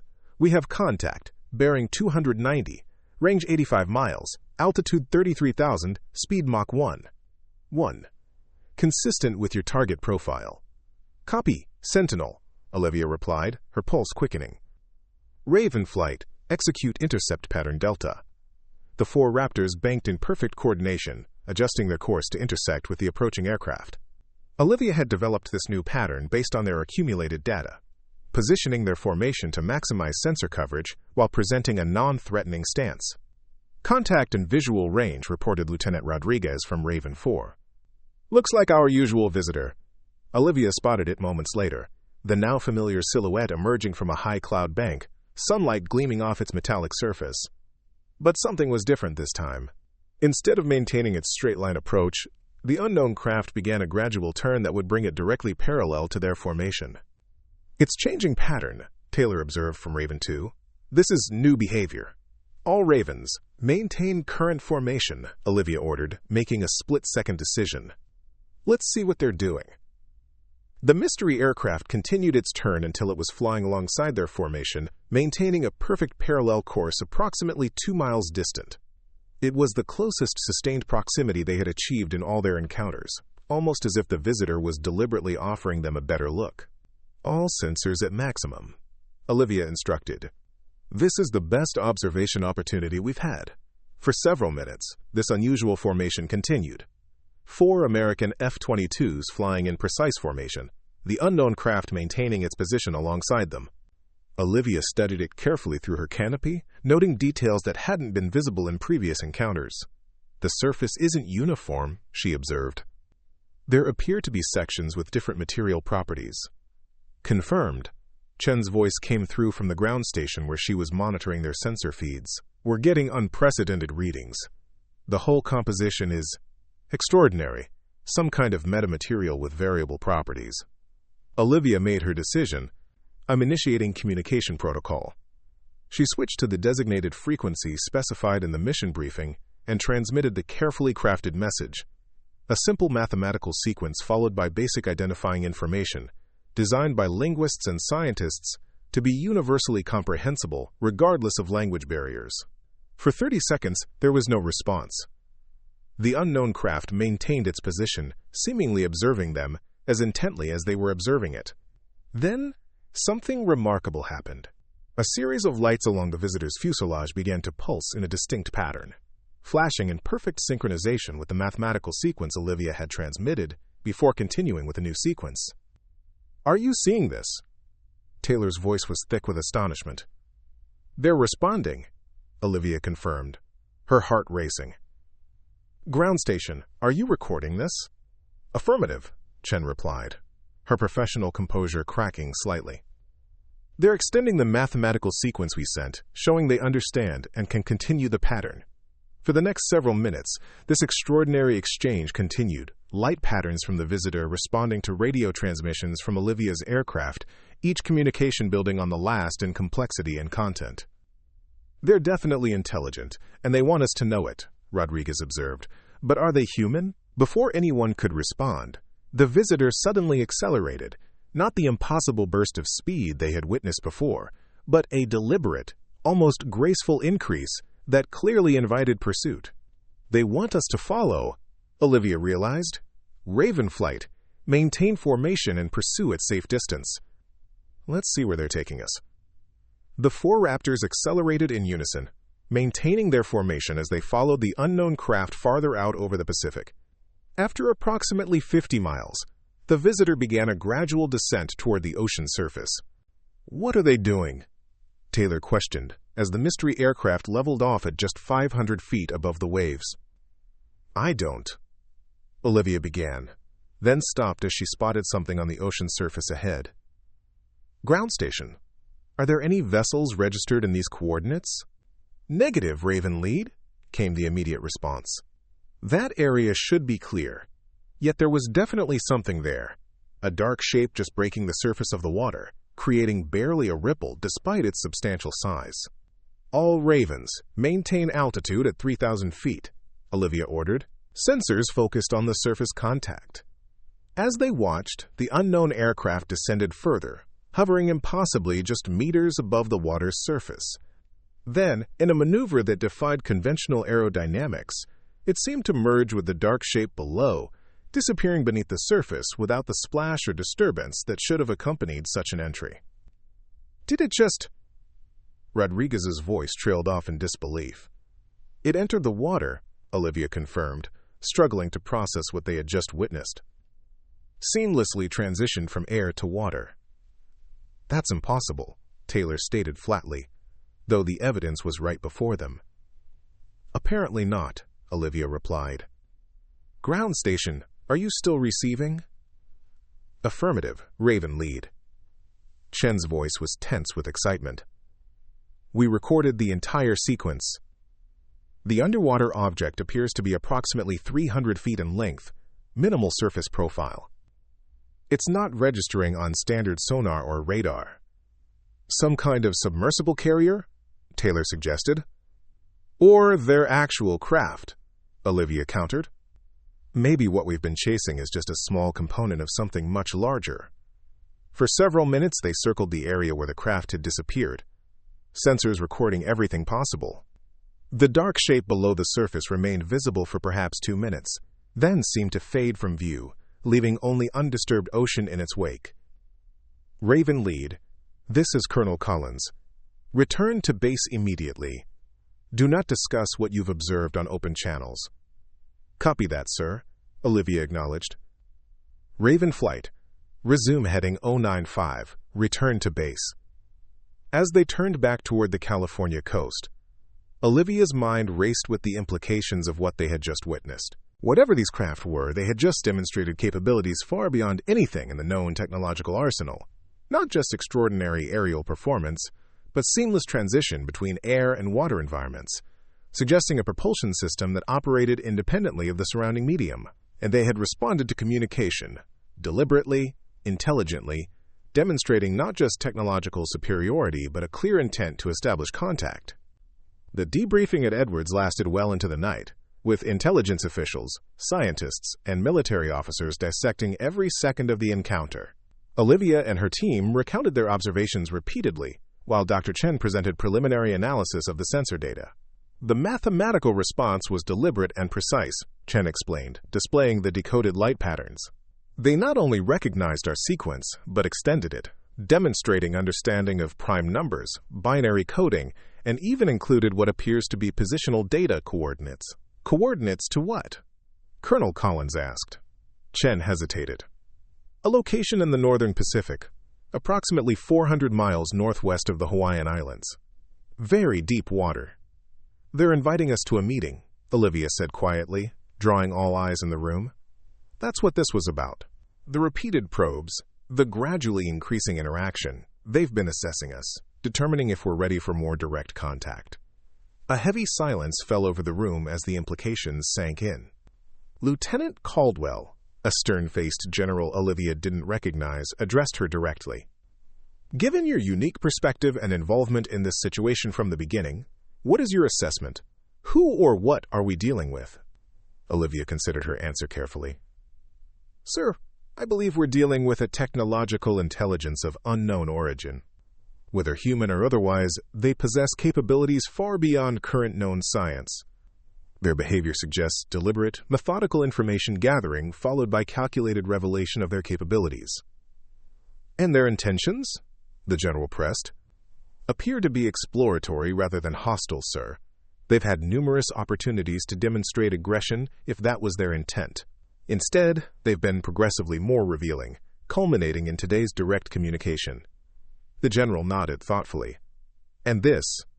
Invitation. Your recommendation? I believe it should be accepted, sir, Olivia replied without hesitation. But cautiously, and on terms that ensure our security. After the meeting concluded, Olivia found herself alone with Colonel Collins in his office, the weight of the day's events hanging between them. Quite a journey from stealing an F-22 at Holloway to potentially making first contact with an unknown intelligence, Collins observed, pouring 2 glasses of bourbon and offering one to Olivia. She accepted with a tired smile. Not exactly the career path I had planned, sir. The best ones never are. Collins settled into his chair. Washington is scrambling to formulate a response.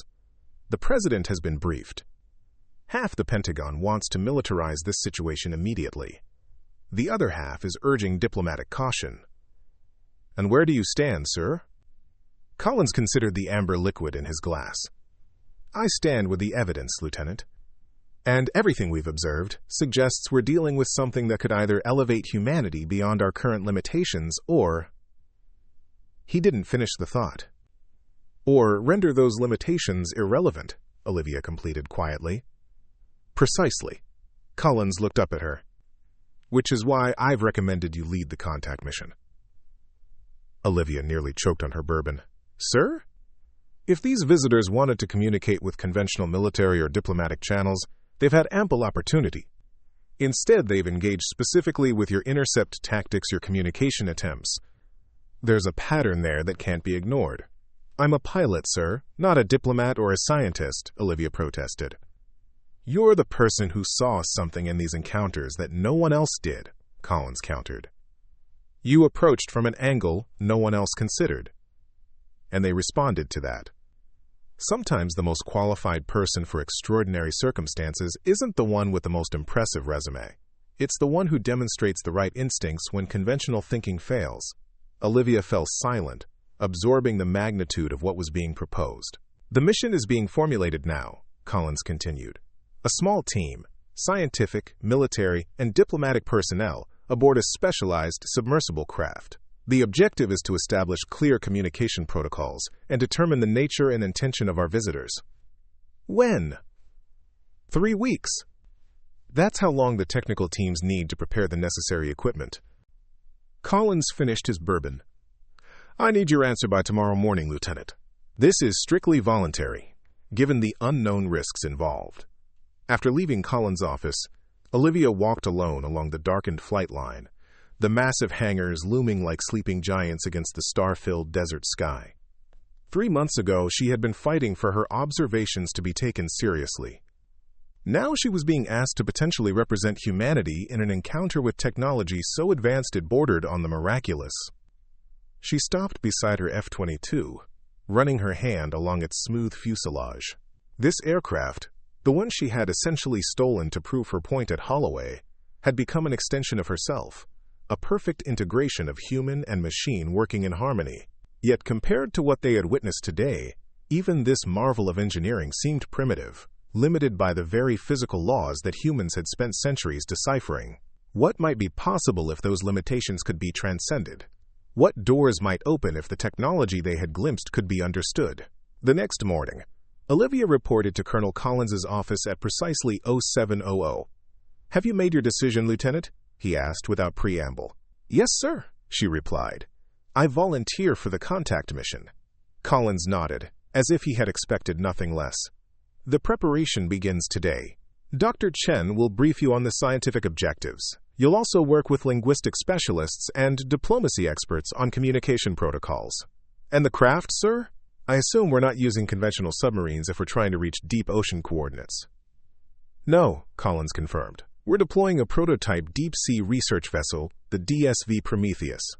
Officially, it's a DARPA project for oceanographic research. Unofficially, it's been designed with scenarios like this in mind, encounters with unknown technologies and extreme environments." Over the next 3 weeks, Olivia divided her time between intensive training on the Prometheus systems and collaborative sessions with the extraordinary team being assembled for the mission.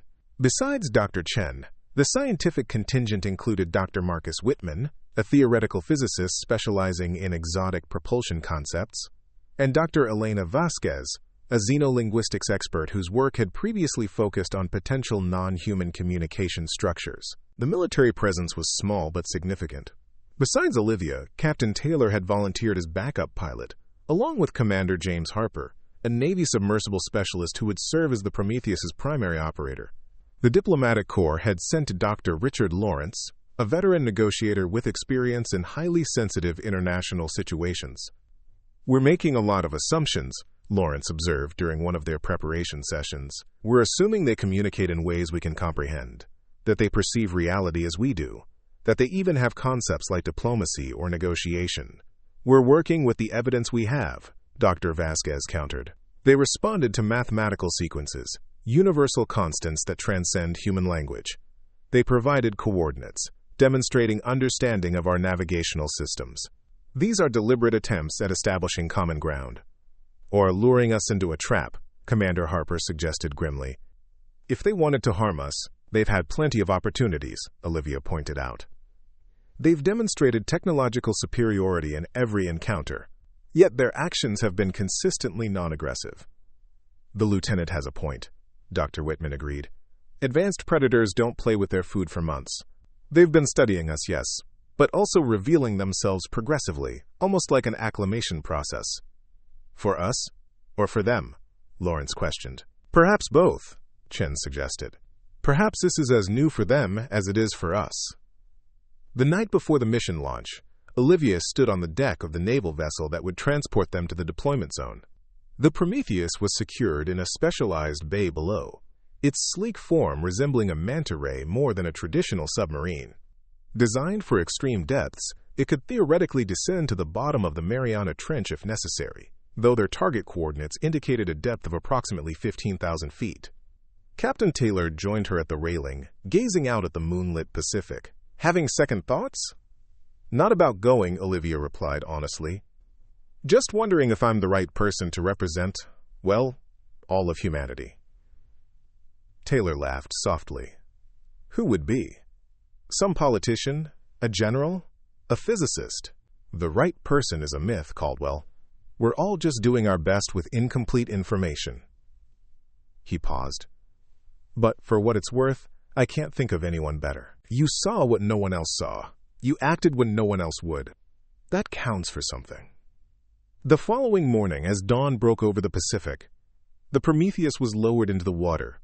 Its crew of 7, Olivia, Taylor, Harper, Chen, Whitman, Vasquez, and Lawrence had already boarded, each performing final checks on their specialized equipment. All systems nominal, Commander Harper reported from the pilot's station. Life support optimal. Propulsion ready. Communications active. Mission control copies, came the response from the surface vessel. You are cleared to proceed to target coordinates. Godspeed, Prometheus. As the craft submerged, Olivia watched through the forward viewport as the azure surface water gradually darkened to deeper blue, then to an almost purple hue as they descended beyond the reach of sunlight.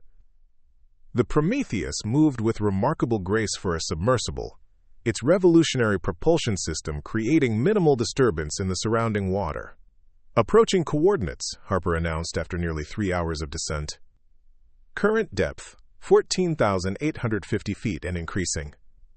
Any signs of our hosts? Dr. Lawrence asked, tension evident in his voice. Nothing on conventional sensors, Chen replied, monitoring the advanced detection systems. But there's a distinct gravitational anomaly directly ahead, similar to readings we captured during aerial encounters. Olivia moved to the forward viewport, peering into the abyssal darkness that surrounded them. The Prometheus's external lights illuminated perhaps 100 feet of water ahead, revealing nothing but the occasional deep-sea creature startled by their presence.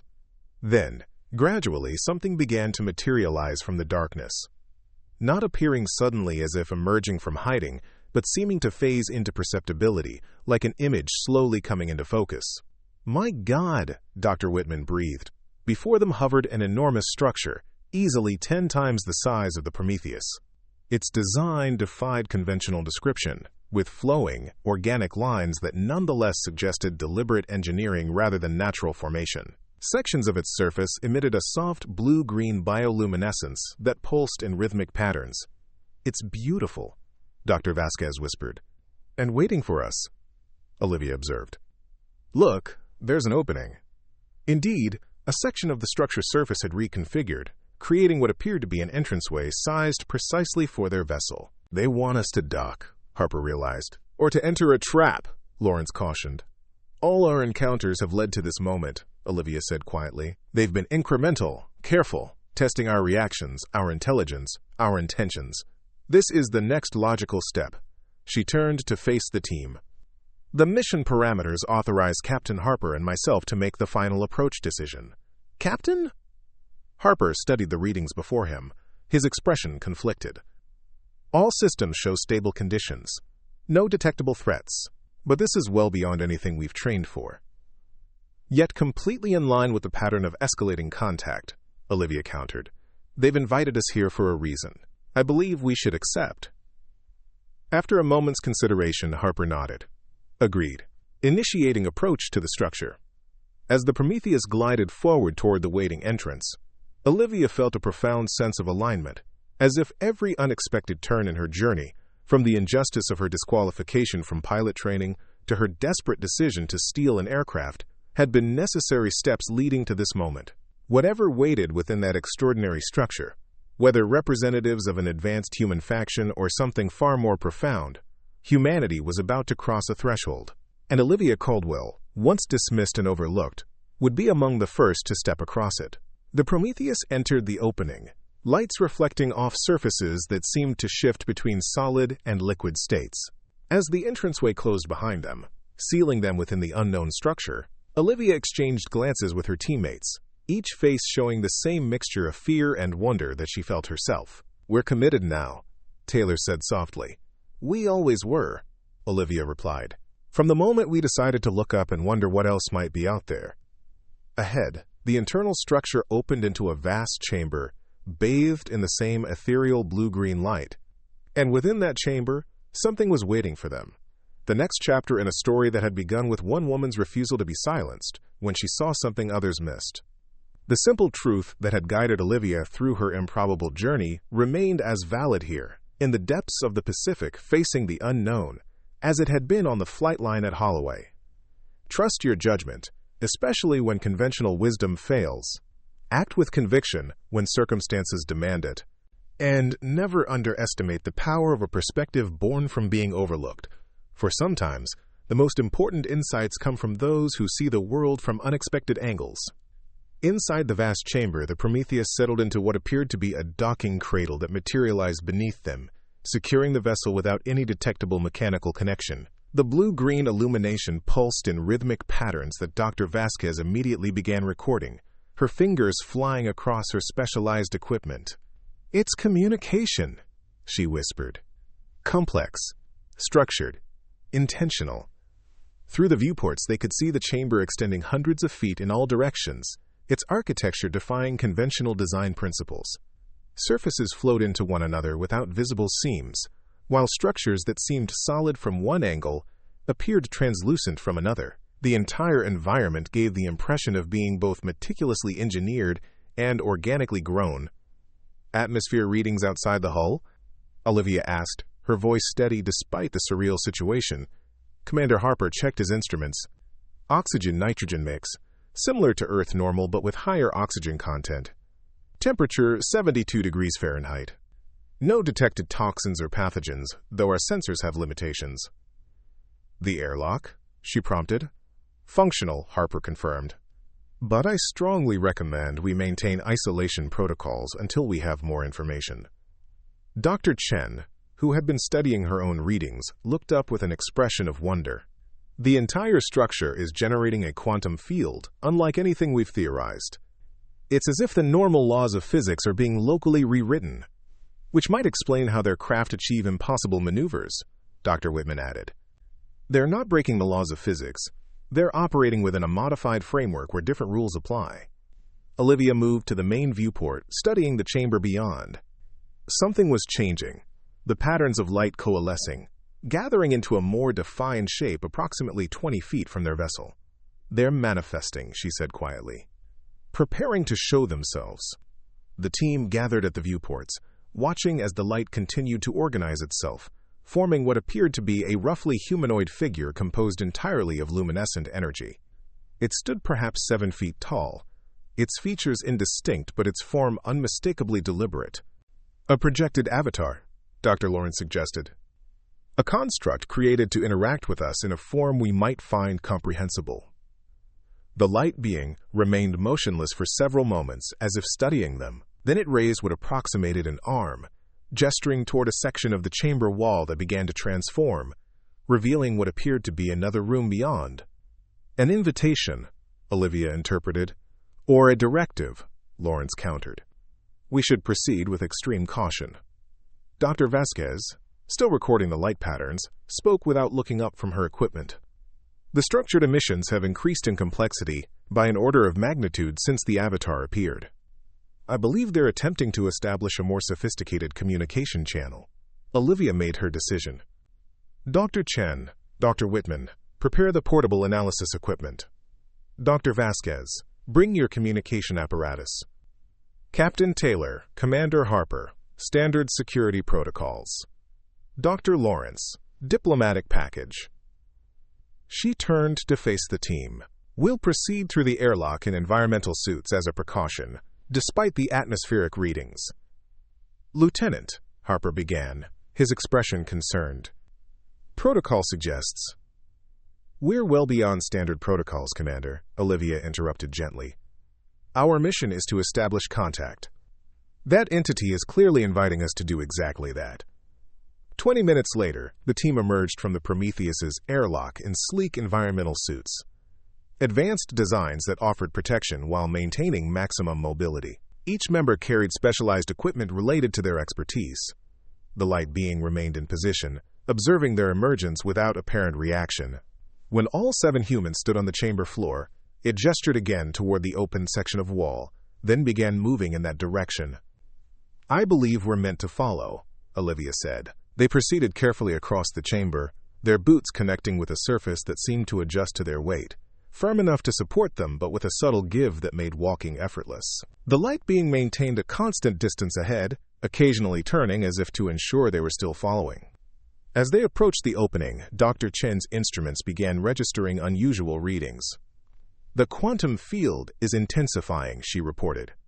"Whatever's beyond that threshold represents an even greater deviation from standard physics." The light being paused at the entrance, then passed through, its luminescence briefly intensifying as it crossed the boundary. Olivia stopped at the threshold, studying what lay beyond. The space appeared to be a perfect sphere, perhaps 100 feet in diameter, its interior surface covered with what looked like flowing liquid light that shifted through colors beyond conventional description.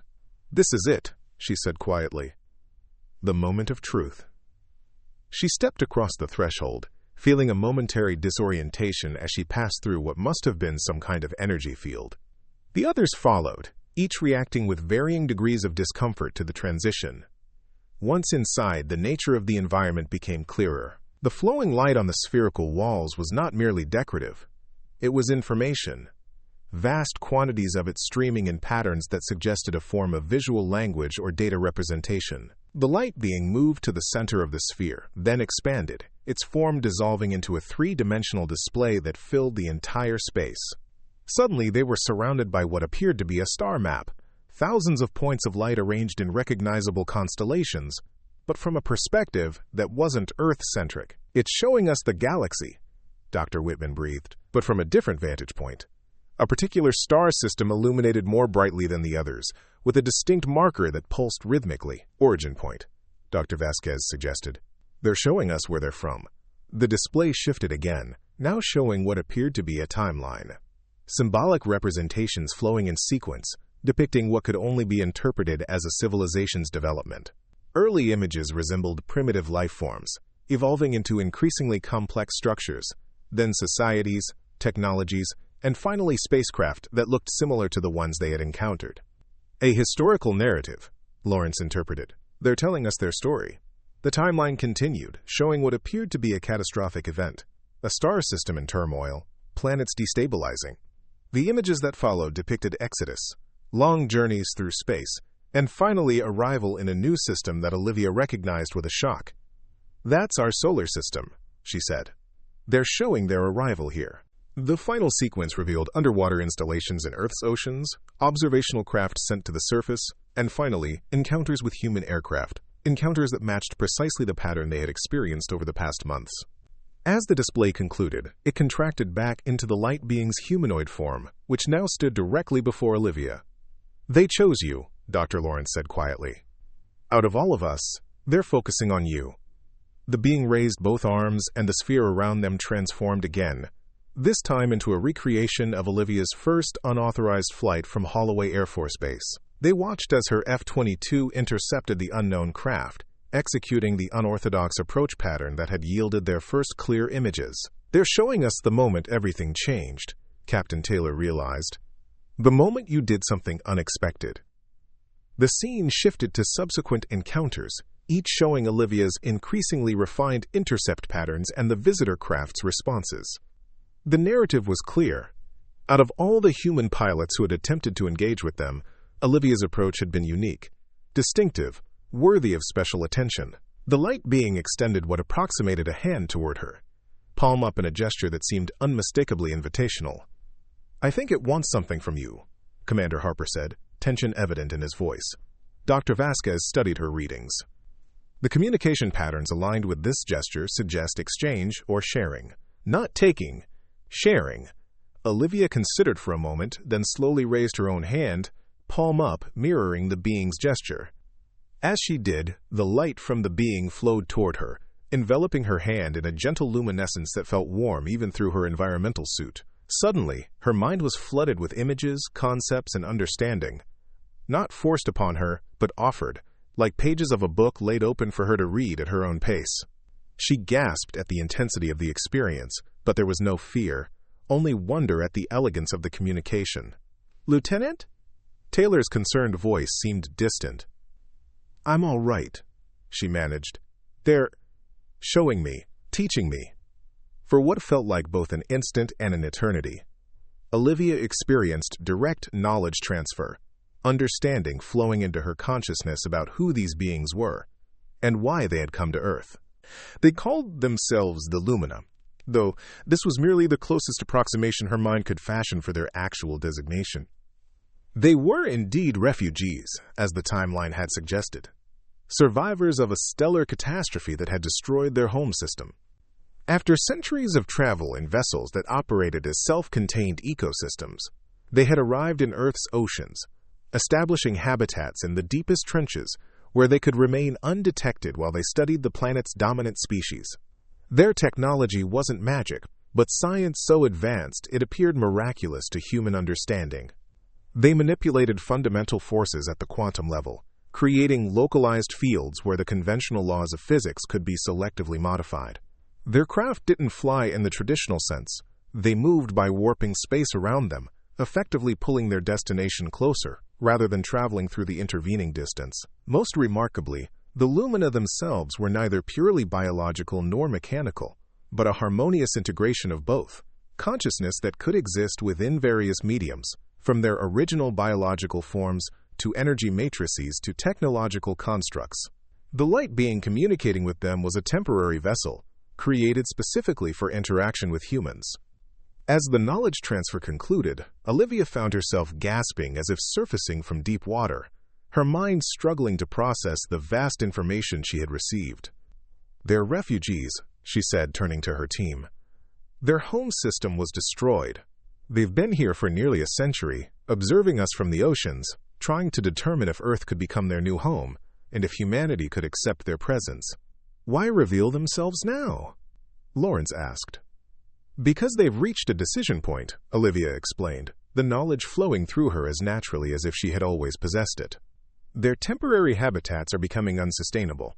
They need to either establish permanent settlements or move on to another system, but they prefer to stay.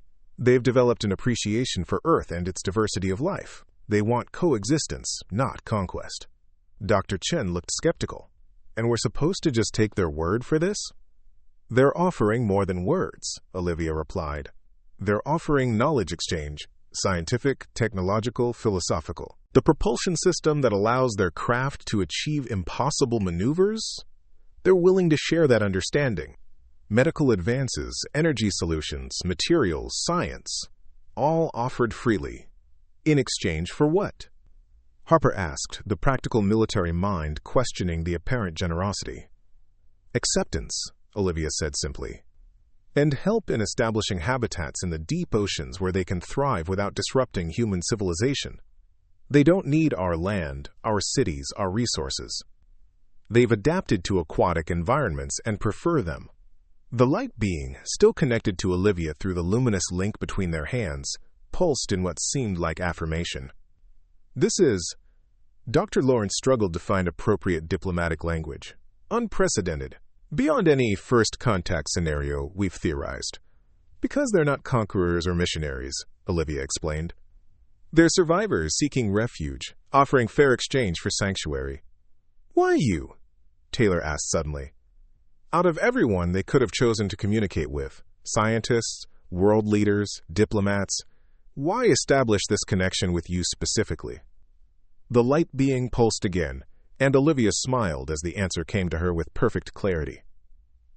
"Because I approached them differently," she said. "Everyone else who engaged with them followed standard protocols, predictable patterns. I created something new, unexpected. It demonstrated adaptability, creativity, qualities they value highly." She paused, understanding flowing through her. "And because my story resonated with them. They accessed records about me during their information gathering, how I was wrongfully disqualified, dismissed, overlooked. How I took desperate action when conventional channels failed. They saw a parallel," Dr. Vasquez realized, "between your experience and their own need to find acceptance despite being different." "Exactly," Olivia confirmed. "They recognized in me someone who understood what it means to have extraordinary capabilities, yet be denied the opportunity to use them, someone who persisted despite systemic obstacles." The light being released Olivia's hand, the luminous connection fading gradually. It then expanded once more, filling the spherical chamber with a new display, this one showing potential futures. One path depicted collaboration, shared knowledge, advancement. The other showed continued isolation, missed opportunities, eventual departure. "A choice," Lawrence interpreted. "They're asking us to choose." "No," Olivia corrected gently. "They're asking us to be messengers. to take this knowledge back to Earth's leaders and help them understand what's being offered. The actual choice will be humanity's to make collectively. The display contracted again, returning to the humanoid form, the light being bowed slightly, then gestured toward the chamber entrance, a clear indication that this initial contact session was concluding.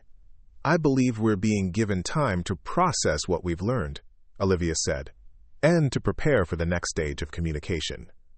As they made their way back to the Prometheus, each member of the team was visibly processing the extraordinary encounter in their own way. Dr. Chen and Dr. Whitman were already comparing notes, their scientific minds racing with the implications of what they had witnessed. Dr. Vasquez continued recording every light pattern, building a preliminary lexicon of the Lumina's visual language. Commander Harper maintained vigilant awareness of their surroundings, while Dr. Lawrence seemed lost in diplomatic considerations. Captain Taylor fell into step beside Olivia. "You okay?" "That was intense." "I'm fine," she assured him. Though fine hardly captured the transformation she felt. The knowledge the Lumina had shared wasn't just information. It was perspective, a way of seeing reality that transcended conventional human understanding. "Just trying to organize everything they showed me into something I can actually articulate." "You think they're telling the truth about just wanting peaceful coexistence?" Olivia considered this. "I believe they showed me their true intentions. There was no sense of deception in the communication. It was too direct, too complete for that. They genuinely want partnership, not dominance." "That's not how first contact usually goes in the movies," Taylor observed with a wry smile. "Maybe we've been telling ourselves the wrong stories," Olivia replied. Preparing for conflict when cooperation was always the greater possibility. Back aboard the Prometheus, the team gathered in the main cabin for an immediate debriefing.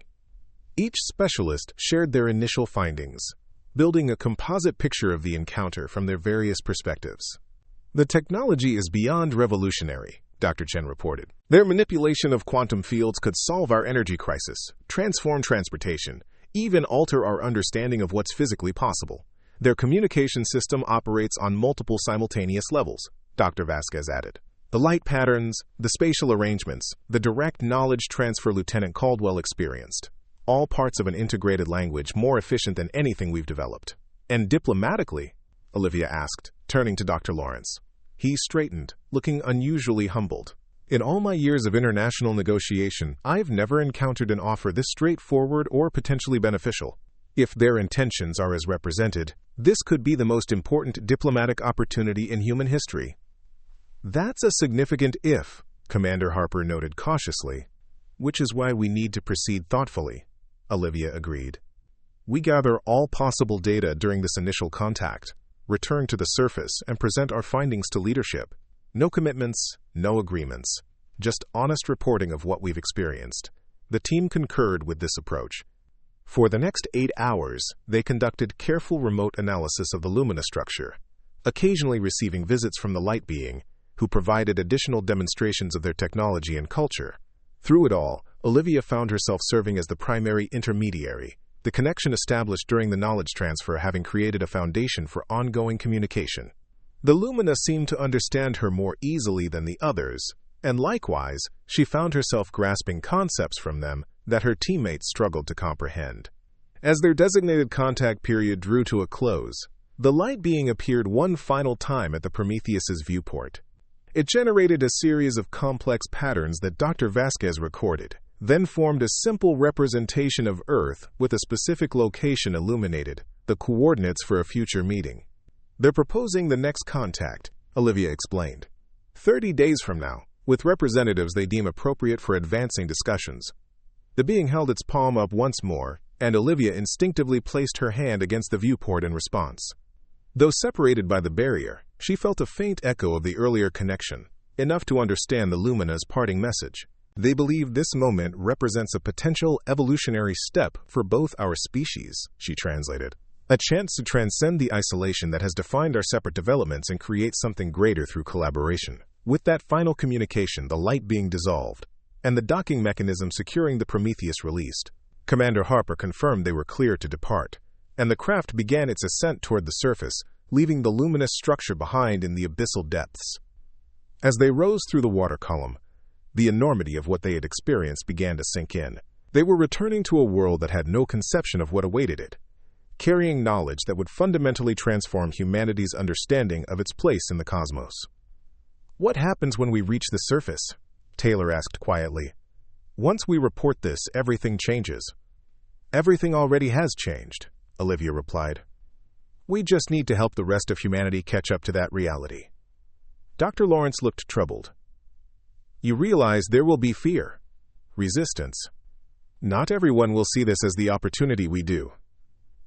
"Of course," Olivia acknowledged.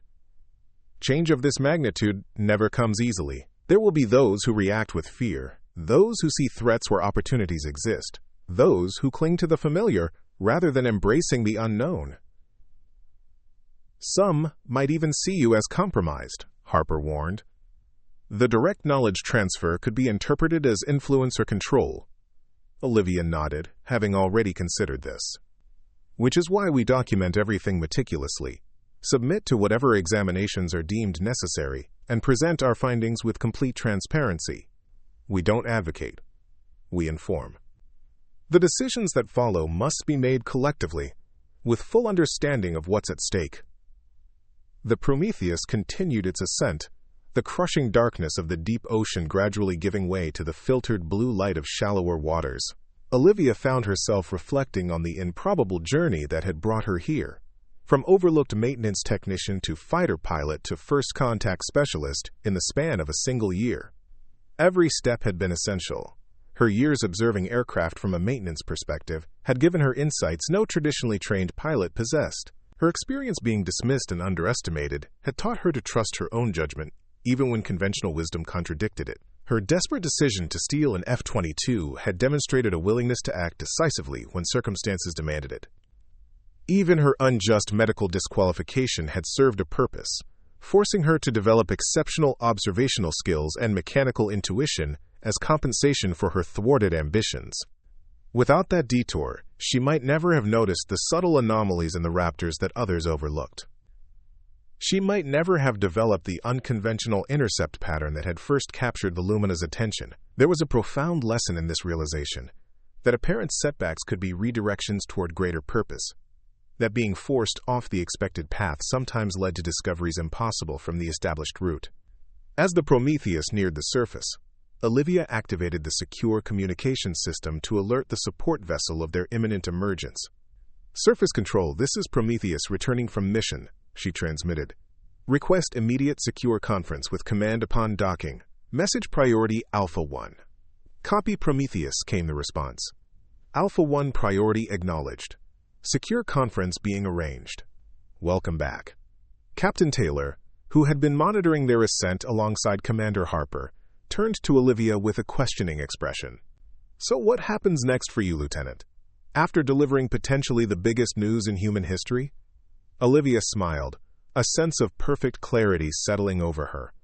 "I continued doing what apparently I've been preparing for all along, building bridges between worlds that initially seem incompatible.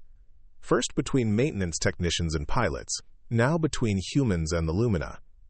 "Quite a career trajectory," Taylor observed with respect in his voice. "Not one I could have planned," Olivia acknowledged. "But, looking back, I wouldn't change any of it. Not the setbacks, not the struggles, not even the moments of despair when it seemed like my potential would never be recognized." The Prometheus broke the surface under a star-filled night sky, the support vessel's lights visible a short distance away. As the craft stabilized on the gentle Pacific swells, Olivia gazed upward at the vast cosmic panorama above them, a vista that would never again look quite the same to her, now that she understood how thoroughly humanity was not alone in its contemplation of those distant stars. "You know," she said quietly to her teammates, "the Lumina shared something with me that I think we all need to remember in the days ahead. They said that throughout the universe, the most successful species aren't necessarily the strongest or the most intelligent in conventional terms. They're the ones who master adaptation, who can integrate new perspectives, incorporate unexpected challenges into their development, and transform obstacles into opportunities." She turned from the stars to face her team, These 6 individuals who had shared in a moment that would forever divide human history into before and after. That's the gift we're bringing back. Not just knowledge of advanced technology or potential allies, but a fundamentally expanded understanding of possibility. The reminder that what seems impossible from one perspective becomes achievable from another. As the support vessel's recovery team secured lines to the Prometheus and began the retrieval process, Olivia felt a profound sense of rightness, not just about the contact they had established, but about the path that had led her here.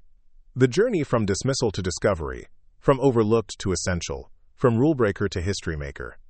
It was a journey that contained wisdom worth sharing, a reminder that sometimes the most valuable contributions come from those who approach problems from unexpected angles, who see patterns others miss, who trust their judgment enough to act when conventional channels fail.